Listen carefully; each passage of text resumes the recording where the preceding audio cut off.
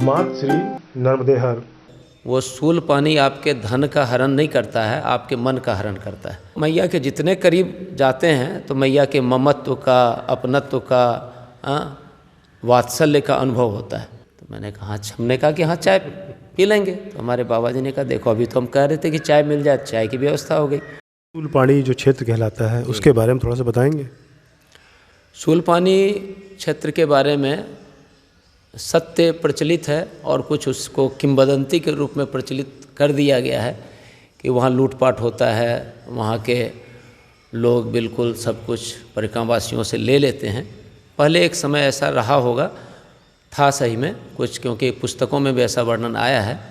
लेकिन वर्तमान समय में जो स्थिति है वो सूलपानी आपके धन का हरण नहीं करता है, आपके मन का हरण करता है। वहाँ जाते ही वहाँ के लोगों से मिलकर, उनके सेवा भाव को देखकर, वहाँ की प्राकृतिक छटा को देखकर ऐसा लगता है कि मन मेरा किसी ने हर लिया है। बहुत ही अद्भुत स्थान है, कठिन अवश्य है, लेकिन उस कठिनाई को पार करके जब हम आगे बढ़ते हैं तो मैया की कृपा का अनुभव होता है। बीच बीच मैया के दर्शन भी होते रहते हैं और वहाँ के जो लोकल लोग हैं उनके जीवन क्रियाकलाप को देखकर बहुत ही सुंदर अनुभव होता है। परिक्रमवासी जो भी आते हैं, जिनके बारे में लोग कहते हैं कि कभी वो लूटपाट करते थे, परिक्रमवासियों को कष्ट देते थे, वही लोग आजकल परिक्रमवासियों की सेवा करते हैं और बड़े मनोयोग पूर्वक, भले वो संपन्न नहीं है लेकिन उनके पास जो कुछ भी है, जैसी स्थिति भी है, सभी की सेवा करते हैं। भोजन पानी से लेकर रुकने की व्यवस्था अपने हिसाब से बनाते हैं। और इस बदलाव के पीछे, इस परिवर्तन के पीछे सबसे ज़्यादा भूमिका रही है लखनगिरी महाराज जी की, जो कि अब ब्रह्मलीन हो गए हैं। लेकिन जब उन्होंने उल्लेख किया है कि जब एक बार उनके साथ सूलपानी की झाड़ी में से लूटपाट लोगों ने किया तो उन्होंने मैया के सामने अनशन किया और संकल्प लिया कि जब तक यहाँ के लोगों को मैं परिवर्तित नहीं करूँगा, भक्ति की चेतना का संचार, मैया के प्रति समर्पण की भावना उत्पन्न नहीं करूँगा, तब तक मैं इस स्थान का त्याग नहीं करूँगा। ऐसा विचार करके उन्होंने घोंघसा नामक स्थान में एक छोटी कुटिया बनाई मैया के किनारे और वहाँ के लोगों को धीरे धीरे मैया के प्रति जागरूक किया और भक्ति की धारा से उन्होंने जोड़ा। कुछ उन्होंने ऐसे चमत्कार भी दिखाए जिससे लोग फिर समर्पित हुए और उनके अनुरूप उन्होंने परिक्रमवासियों की सेवा भी प्रारंभ कर दी।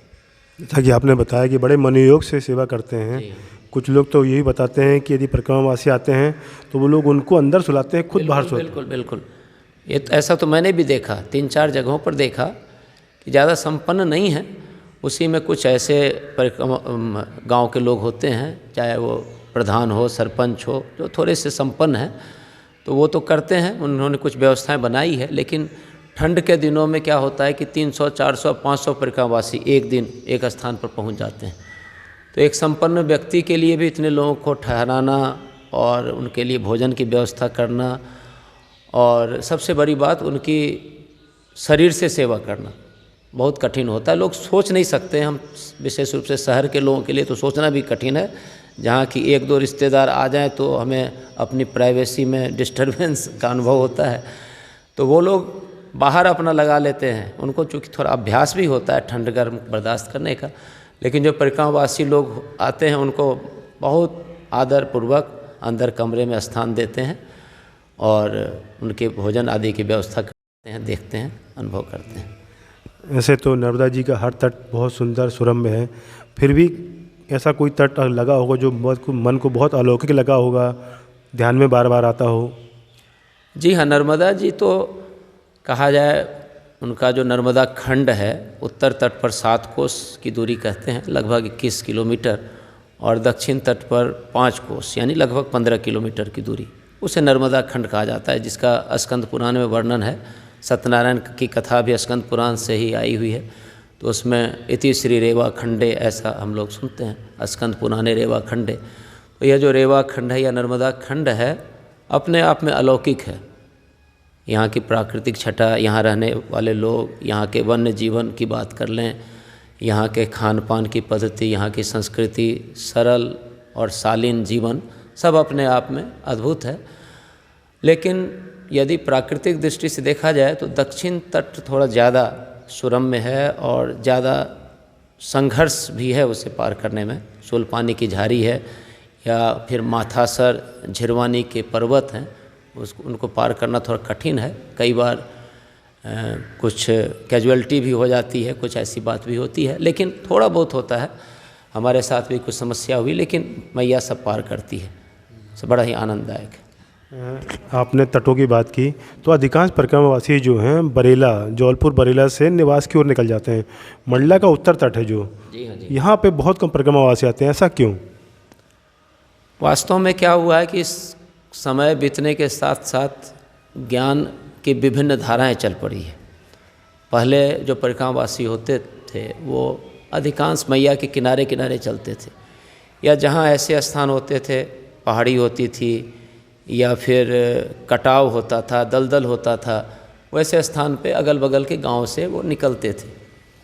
लेकिन अब कई प्रकार के PDF बन रहे हैं, कई प्रकार की किताबें लिखी जा रही है, फिर गणित का ज़्यादा ज्ञान उसमें लगा देते हैं कि कहाँ से जाने पर कितनी दूरी होगी, क्या होगा, तो हमें कम समय में परिक्रमा करनी है। गृहस्थ लोग भी परिक्रमा करने लगे हैं, तो उन्हें अपने गृहस्थ धर्म की जिम्मेदारियों को निभाना होता है, तो वो प्लान करते हैं कि कम समय में परिक्रमा कर लें, तो फिर शॉर्टकट तलाशते हैं। और ऐसे कई शॉर्टकट बनते भी हैं, जैसे मैया जहाँ पर U आकार में टर्न लेती है, और वो एक साथ कई बार U आकार में टर्न ले सकती हैं। तो यदि मैया किनारे किनारे चलें तो वो दूरी ज़्यादा हो जाएगी, और बीच में कोई ऐसा रोड या पथ है तो उससे सीधे हम निकल जाएं तो दूरी कम हो जाती है। और कई बार मैया के किनारे से जाना जो है कम दूरी वाला होता है, और रोड से जाएं तो घुमावदार रास्ते से वो दूरी ज़्यादा हो जाती है। तो अब कई ऐसे PDF और पुस्तक निकल गए हैं जिसमें वो लोग इस बात का ध्यान नहीं देते हैं कि जो मैंने बताया कि 7 कोस और 5 कोस की दूरी पर ही रहकर अपने को पूरी परिक्रमा करनी है। यहाँ तक कि सूलपानी या माथासर वगैरह के जो पर्वत हैं उसमें भी यह दूरी इससे ज़्यादा कहीं नहीं होती। इस प्रकार से यात्रा पथ का निर्माण या पारंपरिक रूप से बनाया गया। चल नर्मदा तट से 7 कोस या 5 कोस से ज़्यादा दूर नहीं होना चाहिए। हाँ, उत्तर तट पर 7 कोस और दक्षिण तट पर 5 कोस, उसी दूरी में व्यक्ति को चलना चाहिए। लेकिन मुझे इतना तो यहाँ के भूगोल का उतना ज्ञान नहीं है, लेकिन जहाँ तक मैंने कुछ सुना है और मैं देख रहा था नक्शा, तो उससे हमें ये लगा कि यदि कोई व्यक्ति बरेली निकल जाता है तो ये दूरी मेरे ख्याल से शायद 30-35 किलोमीटर के लगभग होगी। शायद आप लोग यहाँ के रहने वाले जानते होंगे। तो शास्त्र की दृष्टि से देखा जाए तो यह बिल्कुल उचित नहीं है, पहली बात। दूसरी बात यह है कि हम लोग परिक्रमा के क्रम में तीर्थ का भ्रमण भी करते हैं, तीर्थ के दर्शन भी करते हैं। तो तीर्थ का दर्शन करना अपने आप में बहुत आवश्यक और महत्वपूर्ण है। तो यदि हम मंडला नहीं आते हैं, या और ऐसे भी कई स्थान, जैसे गुजरात में मालसर नामक स्थान है, बहुत लोग उसको भी स्किप कर देते हैं, छोड़ देते हैं, शॉर्टकट निकल जाते हैं, तो ये बड़े तीर्थ कहलाते हैं। व्यास नारायण जी का स्थान है, यहाँ राजराजेश्वरी माता हैं, बहुत ही अद्भुत स्थान है, सुंदर स्थान है। तो ऐसे स्थानों को छोड़कर शॉर्टकट नहीं लेना चाहिए। हाँ, उस स्थान में जहाँ कोई ऐसा बड़ा तीर्थ नहीं है और 7 कोस 5 कोस की जो दूरी है, उसका जो नियम है उसका पालन होते हुए यदि आप शॉर्टकट लेते हैं तो वह तो उचित कहा जा सकता है। लेकिन यदि तीर्थ की अवहेलना कर देते हैं या इस दूरी वाले नियम की अवहेलना कर देते हैं तो ये मेरी दृष्टि से या शास्त्र दृष्टि से अनुचित है। बहुत से संतों ने बताया भी कि नर्मदा तट से जैसे जैसे हम दूर होते जाते हैं, जी हाँ, तो एक पॉजिटिव वाइब्रेशन जो मिलता है उससे हम बिल्कुल बिल्कुल ये मैंने अनुभव किया। मैं तो कोशिश करता हूँ कि मैया से बिल्कुल करीब होकर, जितना करीब, यहाँ तक कि कई बार 2-3 फीट की दूरी पर मैया के चलने को रास्ता मिल जाता है, चलता हूँ। यदि रास्ता कठिन भी होता है, रेतीला होता है या थोड़ा बहुत कंकरीला है, मैया के किनारे किसी भी तरह से निकल सकते हैं, तो मैं प्रयास करता हूँ निकलने का। तो मैया के जितने करीब जाते हैं तो मैया के ममत्व का, अपनत्व का, वात्सल्य का अनुभव होता है। और सबसे बड़ी अनुभूति माता के ममता और स्नेह की है इस संसार में, उससे ऊंची अनुभूति कुछ भी नहीं है। तो उसकी अनुभूति जो दूर जाएंगे, तो वैसे तो मैया हमेशा हमारे ऊपर दृष्टि डालती है, वो अनुभव करती है कि मेरा संतान जो है चल रहा है मेरी भक्ति में, लेकिन वो अनुभूति अपने लिए कठिन हो जाती है। इसलिए जितना हो मैया के किनारे किनारे चलना चाहिए और ऐसे तीर्थ वगैरह हो तो दर्शन करते हुए जाना चाहिए। विशेष रूप से मंडला के बारे में मैं यही कहूँगा कि ये जो गलत परंपरा चली है तो इसको दूर करना चाहिए। आप पत्रकार लोग हैं और किसी साहित्य के माध्यम से हो सके या कुछ प्रचार प्रसार के माध्यम से कहीं ऐसे सूचना पट्ट वगैरह लगाकर आप लोग ऐसा कर सकते हैं। परिक्रमा के दौरान कभी ऐसा हुआ हो, एकांत का समय हो, रात की बेला हो, माँ नर्मदा जी का तट हो और बैठे हों, ध्यान लगा रहे हैं, मैया जी तरफ देख रहे हों, तो क्या अनुभूति होती है उस समय? देखिए, इस प्रकार की जो अनुभूतियाँ होती है, शास्त्र में ऐसा वर्णन है कि इस प्रकार की अनुभूतियाँ जन सामान्य से साझा नहीं करनी चाहिए। कई प्रकार की अनुभूतियाँ होती है। ये अनुभूति छोटी छोटी अनुभूतियाँ तो रोज़ होती हैं कि माँ हमारे साथ हैं, प्रत्यक्ष हैं, किसी न किसी माध्यम से माँ जो है हमारी सहायता करती है, कष्ट से दूर करती हैं। लेकिन जो कोई विशेष आध्यात्मिक अनुभूतियाँ होती है जन सामान्य से साझा नहीं करना चाहिए, वो स्वयं अनुभव करने का विषय होता है। धन्यवाद। ये सभी परिक्रमावासी यही कहते हैं कि इस चीज़ को बताया नहीं जा सकता, सिर्फ अनुभव किया जा सकता है। कभी ऐसा भी रहा हो या आपने देखा हो कि कोई दुख तकलीफ में हो और मैया का नाम लिया जी जी और निराकरण बिल्कुल सामने? जी जी, बहुत बिल्कुल सही कह रहे हैं आप। कहीं रास्ता भटक गए हों, कई ऐसी जगह फंस गए हों कि रास्ता समझ में नहीं आ रहा हो और सूर्यास्त होने वाला था और मैं फंस गया, जिधर ही जाता हूँ उधर झाड़ी, गलत चला आया था। लेकिन फिर उस समय कुछ प्रेरणा हुई, किसी ने रास्ता बताया, पता नहीं वो अचानक कहाँ से आ गया। इस तरह की अनुभूति तो मतलब दैनंदिन वाली अनुभूति है, होती है। वैसे आपने शुरू में बताया कि मानव स्वभाव है, कुछ चीज़ देख के मन की इच्छा हो जाती है खाने पीने की। कभी चलते चलते ऐसा लगा हो कि बहुत दिन से ये नहीं खाया है, तो उस समय क्या उसके? एक अनुभव मैं साझा करना चाहूँगा। हमारे साथ एक इंदौर के बाबा जी चल रहे थे, तो ये बरेल नामक एक जगह हम लोग पहुँचे। तो वहाँ हम लोग जंगल पार करके आए थे, करीब 15-16 किलोमीटर का जंगल, और हमारे कमंडल में जल भी लगभग समाप्त था। आधा गिलास करीब जल बचा हुआ था, वो भी बहुत तप रहा था, गर्म था। तो हम लोग एक घर के बाहर बैठ गए। उस समय गांव में कहीं भागवत सप्ताह चल रहा था, गांव के अधिकांश लोग गए थे। तो हमने आवाज़ लगाई, नर्मदे हर, किन से जल मांग लूँ, लेकिन घर से कोई नहीं निकला। तो हम लोग कहे कि चलो थोड़ी दूर सुस्ताते हैं, फिर आगे गांव में जाएंगे। तो हम लोग आपस में कह रहे थे, हमने कहा उनसे, हमारे सहयात्री जो थे उनसे कहा, दादा बहुत गर्मी है और कहीं से ठंडा पानी मिल जाता तो आनंद आ जाता। वैसे पानी कोई विशेष आनंद का विषय नहीं है, वो तो रोज़ व्यक्ति को मिलता है, लेकिन उस समय लग रहा था कि ठंडा पानी ही सबसे दुर्लभ वस्तु है। मैंने कहा कहीं ठंडा पानी मिल जाता तो बड़ा आनंद आता। तो हमारे दादा को थोड़ा चाय की थोड़ी तलब ज़्यादा लगती है, तो उन्होंने कहा कि हाँ, ठंडा पानी मिल जाता और थोड़ी गर्म कड़क वाली चाय मिल जाती तो आनंद आ जाता। मैंने कहा कि हाँ, मुझे तो ऐसा लग रहा है कि कहीं से फ्रीज का ठंडा ठंडा चिल्ड वाटर मिल जाता।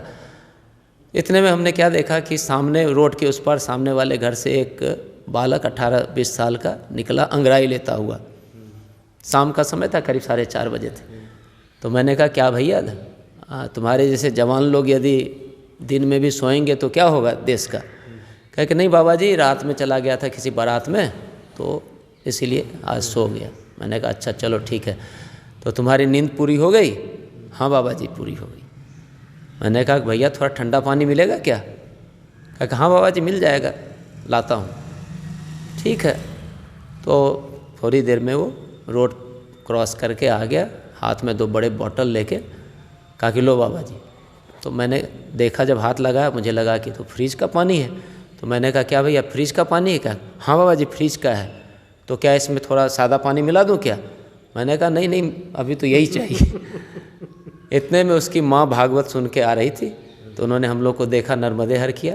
परिक्रमवासियों का लोग बड़ा सम्मान करते हैं और सेवा करते हैं, सुख दुख का ध्यान रखते हैं। उन्होंने कहा बाबा जी चाय पी लोगे? तो मैंने कहा हाँ, हमने कहा कि हाँ चाय पी लेंगे। तो हमारे बाबा जी ने कहा देखो अभी तो हम कह रहे थे कि चाय मिल जाए, चाय की व्यवस्था हो गई। मैंने कहा फ्रिज के पानी की भी व्यवस्था हो गई। तो कहने का तात्पर्य ये है कि छोटी छोटी इच्छाओं की पूर्ति हो जाती है। और इसके पहले फ्रिज का पानी हमें कहीं नहीं मिला था, उस क्षेत्र में मटके का पानी जरूर मिल जाता, और न हमारी इच्छा ही हुई थी। लेकिन उस छोटे मतलब टपरा टाइप के घर में फ्रिज का पानी मिल गया, तो पता नहीं कैसे ये बातें होती है, वो तो मैया जाने, लेकिन इच्छाएं पूर्ण होती हैं। तो मैंने कहा, मन में सोचा मैंने कि इस प्रकार से इच्छाएं छोटी छोटी भी सही मन में उत्पन्न नहीं करनी चाहिए, नहीं तो मैया को कष्ट होता है व्यवस्था बनाने के लिए। अभी अब लग कितना और परिक्रमा पथ बाकी है आपका पूर्ण होने में? अभी लगभग 1100 किलोमीटर और चलना है जी। तो चतुर्मास होगा बीच में? हाँ, यदि गति कम रही तो चतुर्मास होगा और चतुर्मास कहीं बिताया जाएगा, और यदि बहुत तेज़ गति से चलें, वैसे कठिन है, अब उतना चलना भी नहीं चाहिए उस गति से, जितने गति की आवश्यकता है अब वो कुछ ज़्यादा ही है, तो कहीं ना कहीं रुकना पड़ेगा। चलिए महाराज जी, आपने समय दिया और आपकी परिक्रमा निर्विघ्न संपूर्ण हो, और जब पूर्ण हो जाएगी तो एक बार फिर आपसे हम बोल नर्मदे हर। बहुत धन्यवाद।